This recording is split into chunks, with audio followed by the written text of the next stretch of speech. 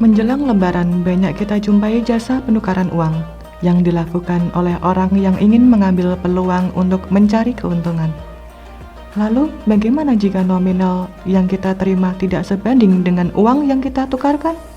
Dengan dalih membayar jasa orang yang memberi bantuan, bagaimana dengan hukumnya menurut agama Islam? Berikut penjelasannya. Assalamualaikum warahmatullahi wabarakatuh. Waalaikumsalam warahmatullahi. Bersama saya Ahmad Rizky Maulana. Nah, saat ini saya sedang bersama dengan seorang dai muda yang bernama M. Zikrullah Faza atau biasa kita panggil dengan sebutan Gus Faza. Apa kabar Gus Faza? Alhamdulillah.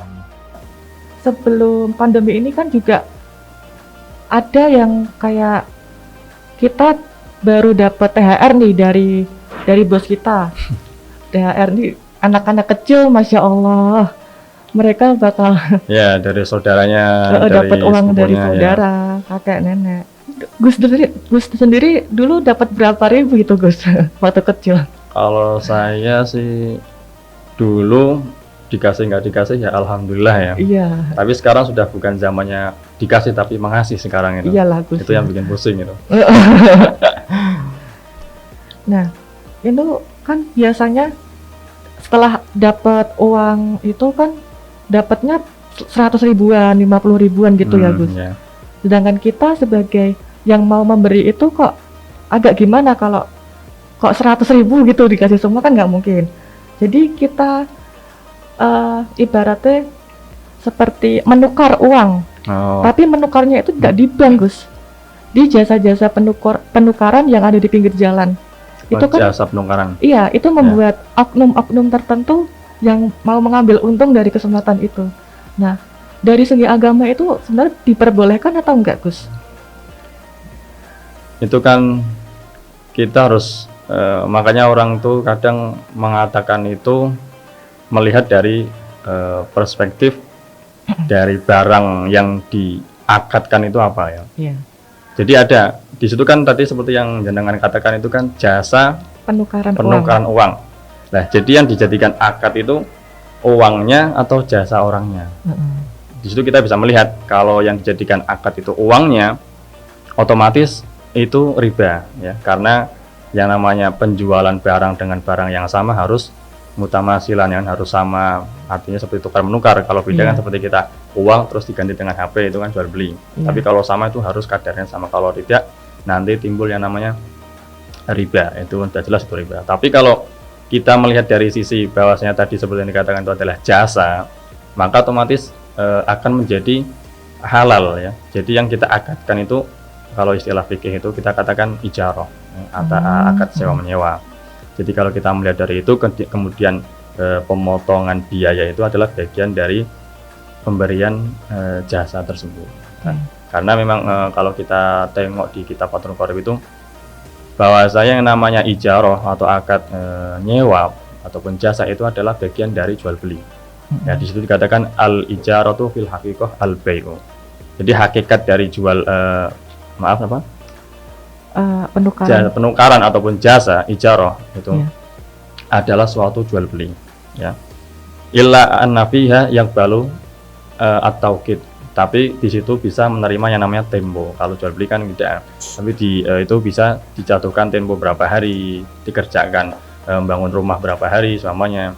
Dan juga wa yakunu al-ainu al-mabi fihi la yakunu ainan minal a'yan. Dan yang barang yang dijual ya, dalam kutip tadi jual karena ijarah itu tidak berupa barang ya, tapi berupa manfaah minal manafi, yaitu berupa manfaat. Baik itu manfaat ainan, artinya seperti kita kalau menyewa motor itu kan manfaatnya dari barang tersebut kan ya. Tapi kalau kita menyewa orang yaitu manfaat amalan, yaitu seperti manfaat jasa seseorang. Ya, jadi seperti tadi kalau kita menukar uang, otomatis jasanya itu ya orang tersebut sudah mencarikan uangnya, kemudian sudah berusaha payah bekerja untuk jasa tersebut. Jadi kita kalau melihat akadnya itu karena jasanya maka tidak masalah. Jadi pengurangan jumlah uang itu karena kita membayar kepada jasa yang sudah beliau atau orang tersebut susah payah tersebut. Tapi kalau kita melihat dari uangnya, otomatis jual beli uang yang satunya 100.000 kemudian ditukar menjadi berapa? Biasanya 50.000 mungkin. 50.000 ataupun jumlahnya menjadi berkurang 10.000 ya kan?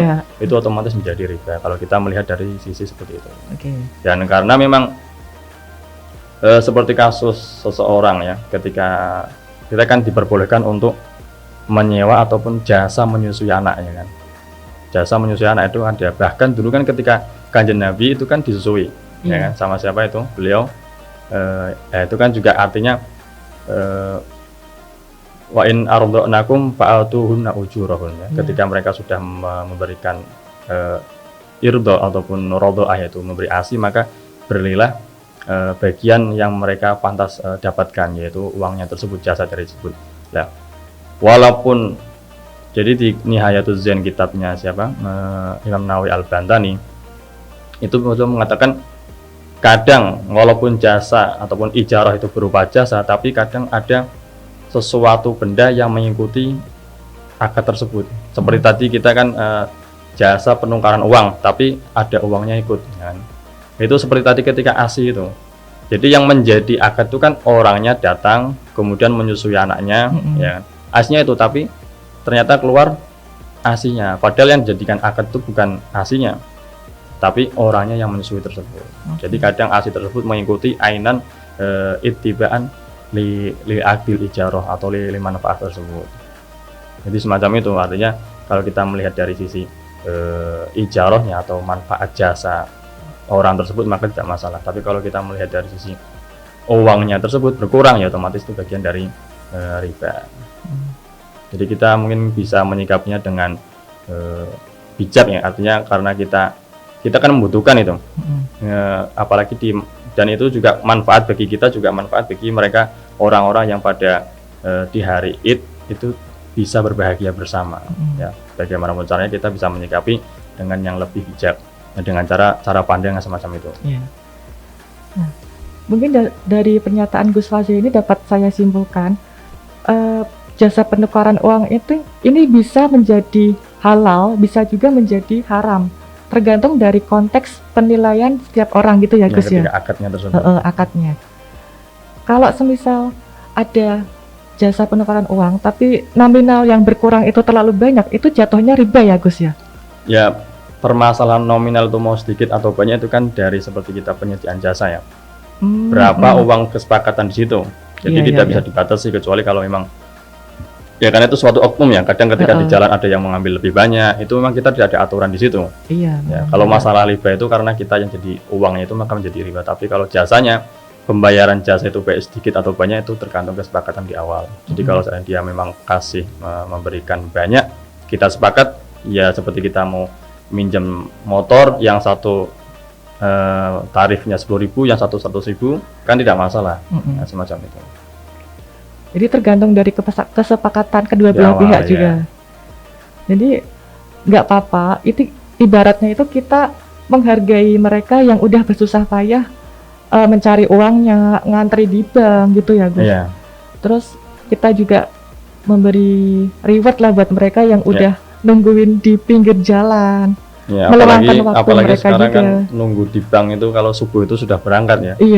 Jadi kita cukup duduk di rumah, apalagi cuma lagi naik motor jalan, ketemu di jalan dengan cukup menghasilkan uang, itu kan sebuah jasa yang sudah mereka usahakan untuk mencari uang-uang receh tersebut.